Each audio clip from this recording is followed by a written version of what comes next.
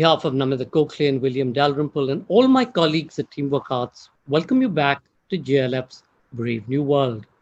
The series was born out of the need to ensure a free flow of knowledge and information, even as countries and city-states and gated communities lock down upon themselves. Over 100 episodes and 3 million views later, we've been able to feature Nobel laureates Orhan Pamuk, Esther Duflo, Abhijit Banerjee, His Holiness the Dalai Lama, Booker, Pulitzer, Commonwealth Award-winning authors including Margaret Atwood, Peter Carey, Howard Jacobson, George Saunders, Jhumpa Lahiri, Dr. Siddharth Mukherjee, Shashi Tharoor, Edmund de Waal, and so many others. All our sessions are available to view on our Facebook page, JLF Litfest, and on our YouTube channel, Jaipur Litfest JLF. Our session today is Red Carpets and Other Banana Skins, Rupert Everett in conversation with Sandeep Roy. An element of drama has always attended Rupert Everett, even before he swept to fame with his outstanding performance in Another Country. He has spent his life surrounded by extraordinary people and witnessed extraordinary events. He was in Moscow during the fall of communism, in Berlin the night the wall came down, and in downtown Manhattan on September the 11th. By the age of 17, he was friends with Andy Warhol and Bianca Jagger, and since then, he's been up close and personal with some of the most famous women in the world, including Julia Roberts, Madonna, Sharon Stone, and Donatella Versace. A superb raconteur and a keen observer of human folly, especially his own, Everett turns his life into a captivating story of love, fame, glamour, gossip, and drama. Rupert Everett first appeared on stage in 1981 as Guy Bennett in the West End production of Julian Mitchell's play Another Country, a role which he repeated in the 1984 film version, which saw him nominated for a BAFTA as Best Newcomer. Subsequent nominations include a BAFTA and Golden Globe for My Best Friend's Wedding. Sandeep Roy is a writer, journalist, and broadcaster based in Kolkata. He's the host of the Sandeep Roy Show on Audio Express and a columnist for Mint Lounge and The Hindu. His novel, Don't Let Him Know, is now out in paperback. Please do remember to comment and ask questions by typing it into the comment section below. And in case any of you drop off due to bandwidth issues, you can find us on our YouTube channel, Jaipur Litfest JLF. Ladies and gentlemen, Red Carpets and Other Banana Skins, Rupert Everett in conversation with Sandeep Roy. Thank you so much, Sanjoy and Rupert Everett. Welcome to this brave new world. Thank you very much for having me. I'm not a Zoom expert, so you must forgive me if anything goes wrong. None of us are. We live in an age of Zoom anxiety. It's okay. It's true. But didn't you recently do a play on Zoom? I did. There was a play that had been in London last year, and it was about to transfer into a West End theatre, and then the pandemic began, and so all their plans were scuppered, and they wanted to do a Zoom version of it. So I was approached to take part, which was great. It's a wonderful play called Rush. But it was very, very, very nerve-wracking because actually, between you and me, two people talking is okay. But when you're trying to do a play where ideally people talk over each other and there's some kind of interaction between all the characters, there's something rather like a kind of weird dream. It's like, you know, those dreams you sometimes have where you're not quite getting somewhere and you're not. It was very. It made me. It was very anxiety making, and it went quite well. But I think we all felt very nervous by the end.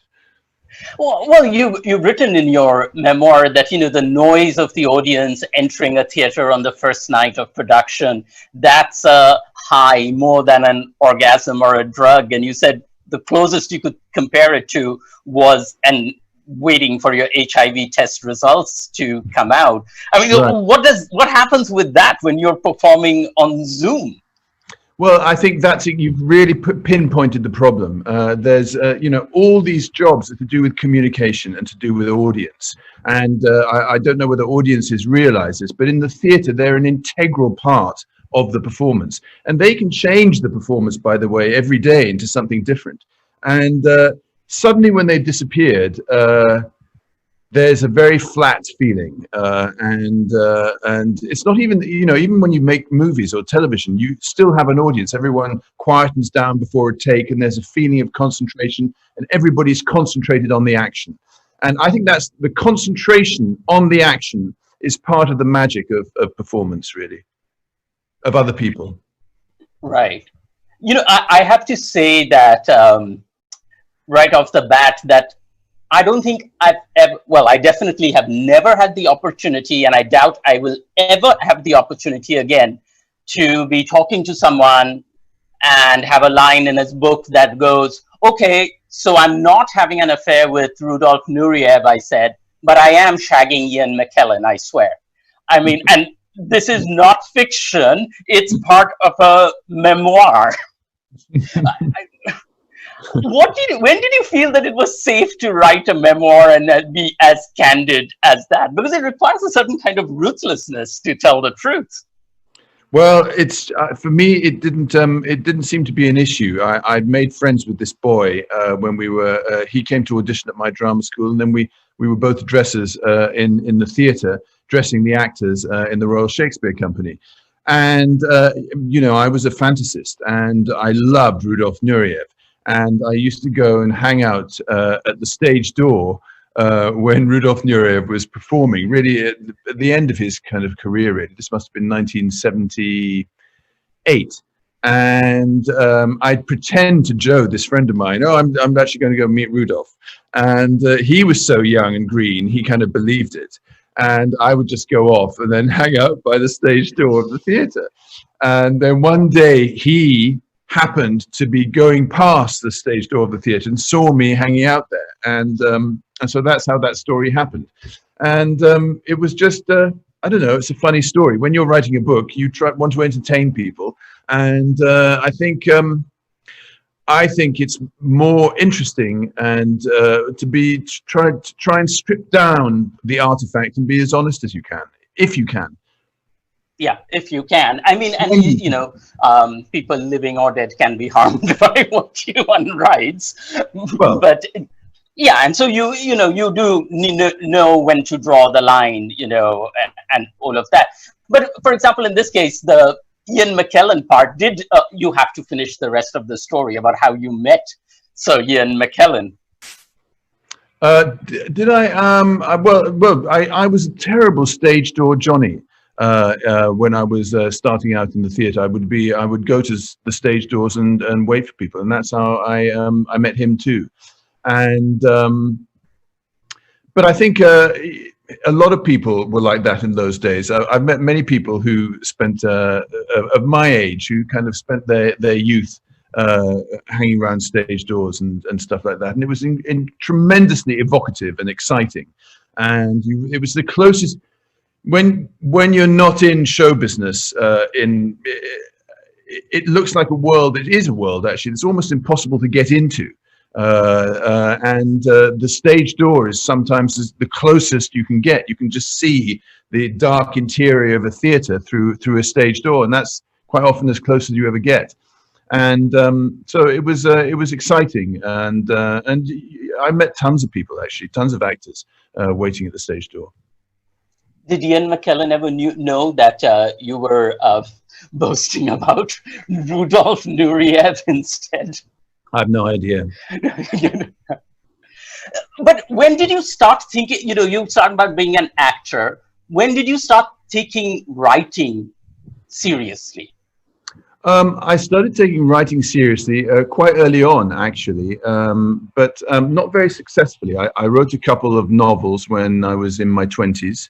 And then I stopped, and really, I suppose when I was about 45, 44, I started again, really, because work had kind of dried up for me, and I needed to try and refocus. And more and more since then, I found writing is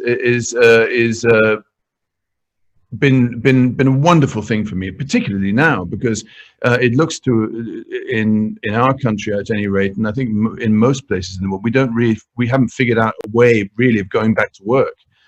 Certainly not in the theatre really, and pretty much not in TV and in cinema. So suddenly writing becomes like the most wonderful thing to be able to do, because you can stay on your own. And so I'm concentrating. I'm doing a lot of writing at the moment. And does criticism for, by the way, I should say, like years ago when I lived in San Francisco, I went into this bookstore in the Castro, and I guess that was your first novel, Hello, Right. Darling. Right. I remember seeing that, and I picked it up and read it in one sort of big gasp and a gush. So it's quite exciting to now be Zoom talking to you after all those years. But does criticism for your writing versus films affect you differently? No, I think criticism is a really tough thing to deal with. I think it can be very, very demoralizing. At the same time, I'm not against criticism. I just find, I think it's difficult. It's always difficult to cope with. Everybody wants to be enjoyed. And when people don't enjoy you, it takes a long time to kind of really figure out how that happens. I mean, not how to deal with it, really. Right. But I mean, one of the things that, as somebody just who doesn't know you, but is getting, thinks he has an idea of you by reading your memoir, it seems like it's often that you wear failure as lightly as you wear success. So sometimes, you're in a film and you're not, it feels like you say, it's quite amazing the number of roles you talk about where, including And Quiet Flows the Dawn, where you say, I was hopelessly ill-suited for that part. Well, I think, but this is another failure. Once you've acclimatized yourself to the criticism, and by the way, you can be criticized and still have a success, but failure itself, I think, is very nourishing. It always, up until a certain age, maybe. I mean, after a certain age, now when I fail, I think, oh, can I be bothered to try and clamber back up? But when you're younger, it really, I think it's very motivating. And I have found every time I've crashed, it's really pulled something out of me. For example, starting to write when I was about 44 again, it was because I'd kind of come to a dead end, and and something inside me, it really pulled something out. So in that sense, I think failure is great. It's also, once you've got over the sting of it, the sting of the criticism, and that's why then it becomes funny as well, because it's only failure and it's only success, and both of them actually, success is harder to deal with than failure. Failure, the only way is up. Success, the only way is down. So it's in one sense, it's better to be on the bargain basement floor, working your way up to first floor fashion, rather than being in the penthouse, about to fall right off the roof down onto the pavement, I think. Well, that is true. And I was struck also reading the books that how many times you describe a scene and said, I had no idea at that time, but this was about as good as this was going to get. This was going to be the best thing. But when you talk about learning from failure, there's a part where you talk about you suddenly get a call from the one and only Orson Welles himself from Hollywood, and you are excited, starstruck, and you rush to Hollywood to meet him. This is an old, aging Orson Welles. The first meeting, Orson Welles' dog bites you in the leg while you're trying to have lunch with him. And that project goes nowhere. When you say you learn from failure, what did you learn from that experience? Well, that period was my biggest failure, because I think I realized something in that encounter.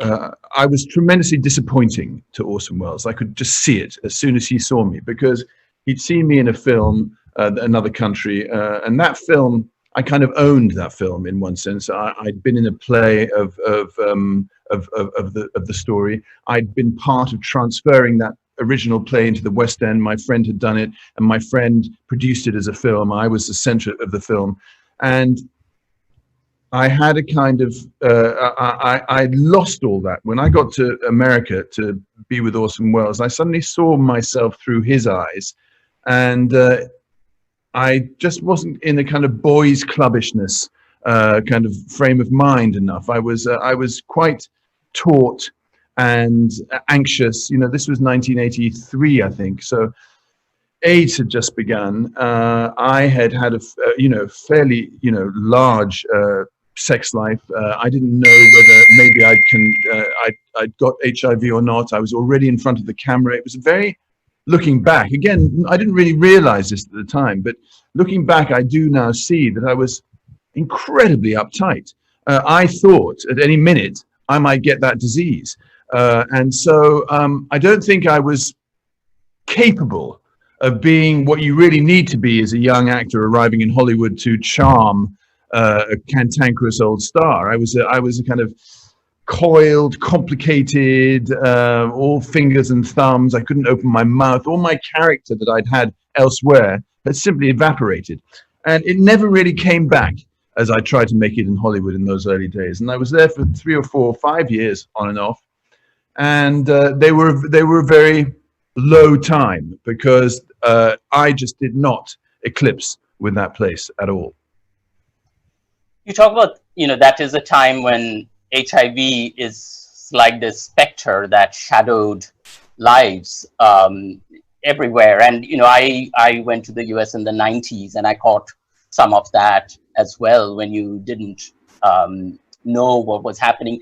As someone who's lived through that world where you don't know if the virus lurked in the body of somebody you were meeting or talking to, do you reflect on that and whether there are lessons to be had from living through that kind of pandemic as we lived through another kind of pandemic, very different, but again, one where we don't know where the virus lurks? It feels like our lives, we keep having to hit the pause button on so much that we took for granted.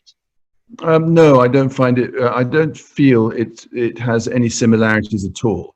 Firstly, mostly because, everybody in this pandemic is with everybody else. In our pandemic, and I don't mean to be competitive about the pandemics, but ours was a pandemic of rejects.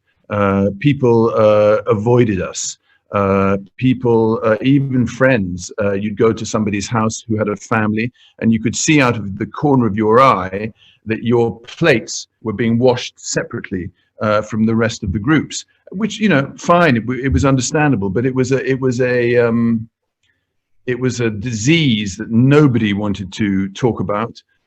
It was a disease that a whole group of people thought was God speaking directly to humanity, and it was lethal to everybody who got it. There was no half measures. This pandemic is a very different thing, and this pandemic, I think, is partly it's partly a social media pandemic, because I think if we knew, really, if we had the figures of who died of pneumonia or flu every year, we'd be horrified. I'm not tuberculosis. I'm not, or tuberculosis or malaria. All these things. If we were told that 15,000 people died today of malaria, which they probably did, probably more actually. It's the first time that this has happened. The virtual world and the social media world has, and I'm not, by the way, trying to minimize the pandemic we're going through, because it is a very real thing, but I don't think it's similar to HIV, which, by the way, has still killed 1.7 million people last year. So it's a major thing, and this is a major thing too. But it's something that we're all at least together in, and we have an opportunity of being fraternal, actually, about it, which in a way with the HIV thing, we didn't even manage to have that with ourselves, because looking at our friends with the disease was like looking into a terrible mirror about what could happen to yourself. So you needed so much strength to even be a friend to somebody. And we managed, but it was, this is This one feels it more bonding and binding and brotherly and sisterly. What do you think the impact of that, now looking back, now that we have the benefit of some hindsight, what do you think was the impact of that generation that came of age, as it were, during the HIV pandemic, as opposed to people who are born now, who are sort of much more confidently gay?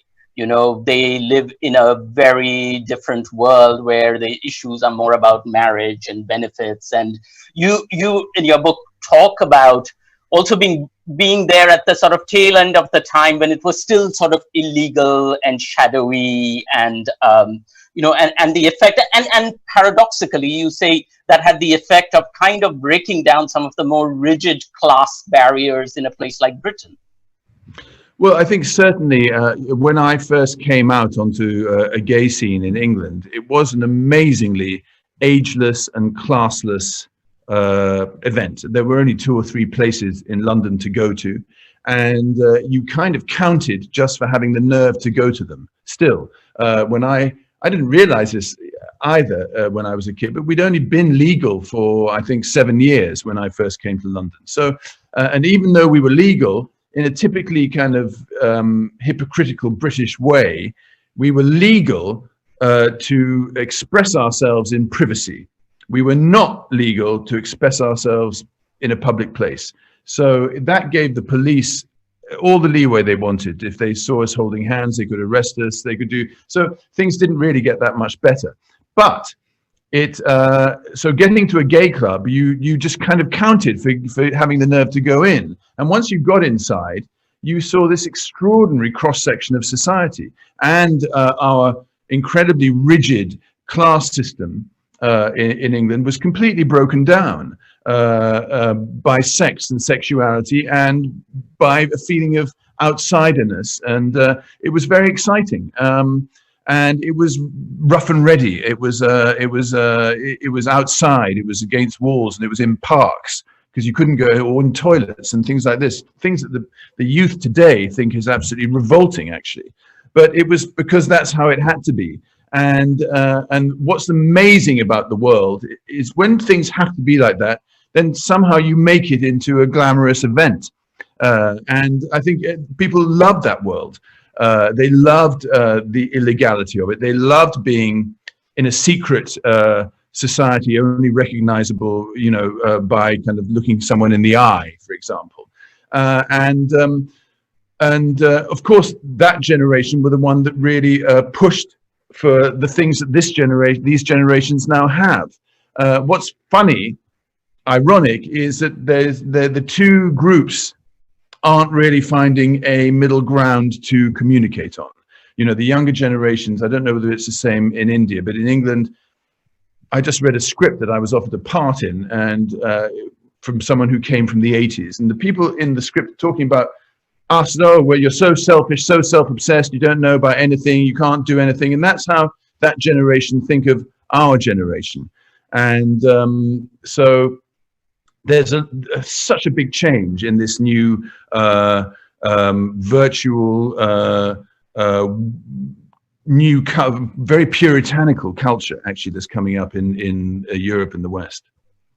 Compared to ours. I know in San Francisco, in Castro, which is sort of the home of gay culture, supposedly, gay parents object to nude you know, displays in the sex shops in the Castro, because they all have children now, you know, and they don't want to explain to children they're carrying the pram, you know, what a dildo is or something like that. And when I went to the gay pride parade in San Francisco, everyone in the parade was in sweatpants pushing prams with twins, and the heterosexuals watching the parade were the ones who'd actually had the time to dress up fabulously for it. That's so funny. I know. It's it's a very peculiar thing, and I don't know how it will all resolve itself, because the younger generations are quite militant with their Puritanism. and very judgmental of anything outside of what they consider morally acceptable. And one false move in our world now, and you can be cancelled, literally. One wrong opinion. So there's a feeling, I think, in the West that we're entering into a kind of almost Soviet era of conformity, of everybody. There's only one flavor of ice cream available. What do you mean? What flavor of ice cream do you want? Today is chocolate. Everybody must have chocolate. And if you say something wrong, someone's always recording it too.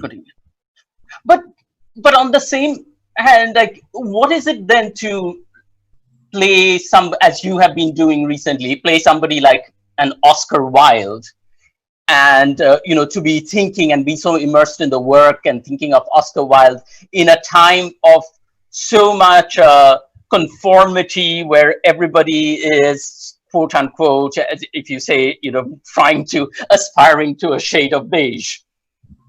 I think, for me, Oscar Wilde is a kind of Christ figure. He was sacrificed in a way so that the gay movement could begin. I mean, in the modern times, he was the first out gay man, in that you could see him waddling down the Boulevard Saint-Germain, because he was still famous, and anybody could say that is a gay man. It was the first time that had happened, actually. And it's rather like Adam and Eve eating the apple. Once you see it, its movement then becomes unstoppable. And it had never been seen before, because it was all secret. It was all about inverts and behind closed doors. But he was the first out man. He was outed, and then he went on living. And so the road to gay liberation started then. I was very much hoping that would inspire the generations today, because we've got to know what we come from. I think one of the things that's very bad about now is that history really has been reduced in our new virtual world, so that a classic old film ends up being Scream 2, not even Scream 1.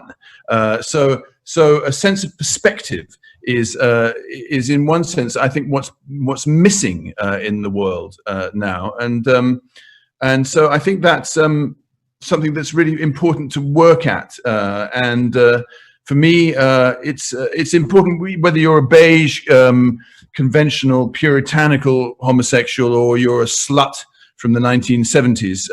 It doesn't make any difference. They're both part of the same journey. And it's great to have the perspective of how history has moved to get you to where you are. And you are all those different periods as well yourself, I think. I think we're the sum total of everything that's happened. And it's important to know history, I think. When I came out, I didn't even know my mother, and this is way before Google and research and all of that was available, and she's not even online, somehow found out from somewhere, and she said, but even Oscar Wilde was married, because I was trying to use that, I'm gay, I can't get married, and she came back at me with even Oscar Wilde was married. So I mean, he definitely had a well, I suppose, and that's one way of doing it if you want. I mean, I don't think it's very fair on the marriage, to be honest. But I mean, there is a side of me that thinks of all those 18th and 19th century homosexual men happily married as well, and each of them pursuing their own lives and agendas must have been great in a way as well. But I don't think it's an ideal thing for a modern person to do. Did you think that when you articles always talk about you coming out in 1989, but I don't know if that's true, whether there was actually any kind of official coming out per se, but just being open about your sexuality. Did you hope that other actors would follow suit? Because it wasn't just in the 19th century that people were, married and leading gay lives outside. I didn't really think about it, to be honest. And you're right, I didn't really actually come out. I went to live in France, and I got very involved in going out, actually, to gay clubs and doing things and loving the gay scene. And at that point, you either have the opportunity to lie, but in which case you shouldn't be going out. But I thought there was no question for me, and it wasn't really a coming out. It was just I was out, and there was no point lying about it. And I really enjoyed that side of my life more really than the professional side of my life, I suppose. I didn't really think about what any other young actors or actors should do. I didn't know actually any gay actors from my generation in England, and all the ones I knew in America weren't gay either. So I did feel kind of a slightly isolated position in a way. Did you ever regret it professionally? I think professionally, these are very difficult questions because, you know, I'm sure if I was as good as Meryl Streep, I could have come out and done very well. Or maybe if Meryl Streep had been a lesbian. She can play a lesbian better than any lesbian can play a lesbian, but that's... you know, and in show business, we spend a lot of time mulling over the past and saying, well, that's why that happened, that's why that happened. And yes, you know, I think I could have had possibly a better career, but then possibly not. You know, I've had to fight much harder, and I think it was good for me to fight in a way. I come from a middle class kind of ashes of empire family, and I think I deserved to fight a bit more. And a lot of the other people, if I'd been straight, I would have, you know, I would have had a smoother time in some respects. And I think, again, it's going back to the failure. I think I've made the most of, or not made the most of myself. I've been forced to really investigate any kind of different angle. You know, I had to, when things dried up for me in England and the US right at the beginning, I made a decision to go to Europe and try and be in Italian films and French films. I don't think I'd have needed to do that if I'd been straight, because I'd probably been doing something. It might not have been the top rank of films, but it would have probably been some good TV series. And I'd have ended up being just another old hetero bore on the circuit. And as it is, I did carve my own little journey, and I think so. I'm excited about that, really, in the end. But does it feel strange to you that even now, in the 21st century, on the big screen, it seems like while there are so many gay roles, so to speak, you know, we are talking about this years after something like Brokeback Mountain. An openly gay person is more considered for a comic gay role as opposed to a serious gay role. Yes, I think that is still pretty weird and frustrating, and I don't know where the world is quite insane is that you can't really make a film featuring a transsexual now without the transsexual community closing the film down if it's not a transsexual playing the part. They don't seem to be quite so worried about straight men playing gay parts, on the other hand, that trans lobby. So it's a funny old world. I think nothing makes sense now. But yes, I often find that frustrating. You know, Sean Penn gets an Oscar for playing Harvey Milk, and you know, gets applauded for being brave, and you know, we just get a chance to play some weird, funny character role quite often. So you're right, it's frustrating, but everything's changing. So who knows what will happen next? So when you first got the script for My Best Friend's Wedding, what was your reaction to a role like a gay best friend? I thought it was a total career killer, to be honest, because it wasn't even a very good role. It had like, I'd never really played a small part. Because I'd moved to Europe, I'd managed to keep the kind of films I was in. At least I was playing, you know, lead parts. And so taking this role seemed to me like it was a real step down. On the page, there was nothing much going on in the role. But then I everything changed after I met PJ Hogan, the director, and we got on so well. And I got on. That really was one of those kind of moments where there was green lights all the way for a while. So at that time, if you had a script for your Oscar Wilde film ready, do you think that could have been the next best thing? Yeah, no, I could have. That's another of the things I often wonder to myself, why I hadn't started my new writing career then, because I'd have managed to do things so much more effortlessly. But I think I was obviously I still had things to learn and things to do, and I think the trials and tribulations of making my Oscar Wilde film when it was kind of much too late were definitely something to do with what probably made it good in a way. I think it would have. I think I benefited from having to question everything about it, because it was always collapsing. And when things collapse, you either have a choice of walking away or thinking, well, what should I do about it? And then you decide whether you believe really in what you're doing. And so each of those times my film collapsed, it intensified at least my belief in it. And I think that's the most important thing. It was tested a lot. What do you think an Oscar Wilde would have made of this Donald Trump world that we live in, where there is so much that feels funny, but to me, it feels like it's funny without wit? I don't know. I think there was a lot that was funny without wit in the 19th century too. I'm sure. A lot of people, we're spending a lot of time now revisiting the 19th century in terms of, this was so bad and everything, which it was.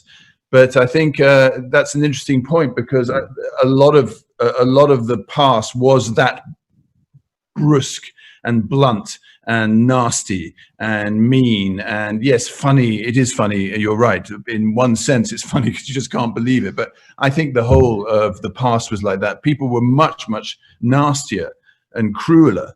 And so I think he wouldn't have been surprised, probably. It's always, people often ask, what do you think Oscar Wilde would think of this and that and the other? I think it's a difficult question in a way, because Oscar Wilde was absolutely of his time. And converting him to another, I don't know how it would work. Funnily enough, when my film was going through big budget problems, and they said, we can't make it, we just don't have enough money, I suddenly thought of making it all modern, except for Oscar Wilde, Robbie Ross, and one other person in kind of 19th century outfits, going through the station to catch the Eurostar, and seeing what it would be like, seeing them being looked at in a modern context or by modern people, which would have been quite interesting, I think. But he really is a character of the end of the Victorian era, and that amazing period at the beginning of the 20th century when everything was going to change, and he was in part of that nucleus too. The travel writer Pico Iyer, and by the way, I have to say, the parts in your book which is about travel, whether in India or Cambodia or Russia, are actually really wonderful to read. Even as travel pieces. But Pico Iyer, when he messaged me to say, when he heard that we were doing this conversation, he said, I want to know whether it was more fun to act across from Madonna or Julia Roberts. So this question is for Pico.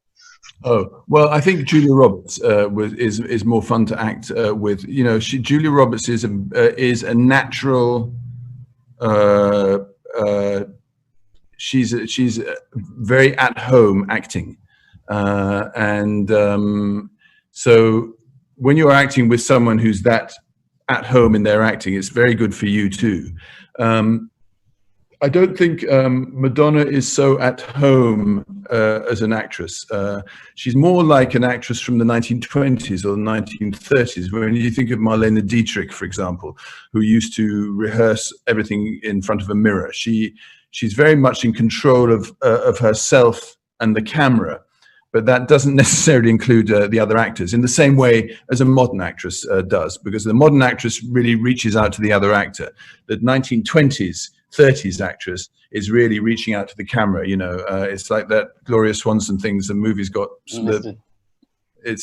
She's a silent movie star, I think, Madonna. And what about what about Julie Andrews? When you finally go and you're acting with her, did you tell her that as a child you had her pictures from Sound of Music and Mary Poppins on either side of your bed? Yes, I did. And also I told her, because my cross-dressing career started thanks to her too, because after I saw Mary Poppins, I decided that I was not my parents' son, but I was Julie Andrews' daughter. And that went on for about 3 or 4 years on and off. And I stole this skirt of my mother's, and I used to go and hide in the garden, put on the skirt and be Julie Andrews' daughter. And I did tell all this to Julie when I met her. And I think initially she was quite shocked. But over the years, we got to know each other a bit, because we were in the Shrek films together, and which meant we went on tour quite a lot. And she was also in Unconditional Love, which I did with PJ Hogan. So we got to see a bit more of each other. And she's an amazing, amazing woman. And she's still my heroine. Does she still, can she say, did you want to say, I mean, could she say spit spot like that still? Yes, she can. She's not really like that though. She's more raunchy in a funny way than the spit spot self. I mean, she's a bit older now, but she's just I don't know. She's an incredible person. No, she doesn't feel so spit spottish. She's got a will of steel.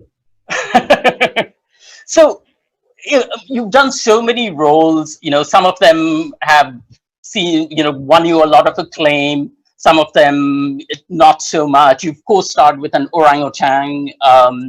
But is there a role you really, really wish more people had seen? A role you have a soft spot for?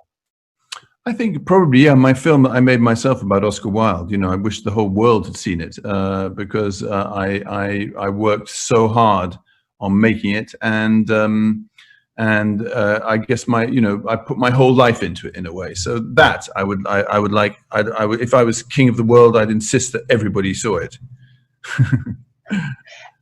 And in terms of when you now in the pandemic, what do? Do you spend a lot of time watching things like Crown, and what do you think of that as somebody who comes a bit from that world? You're descended from Charles II, is that true? I'm descended from Charles II and James I. Look there. Oh, there you go.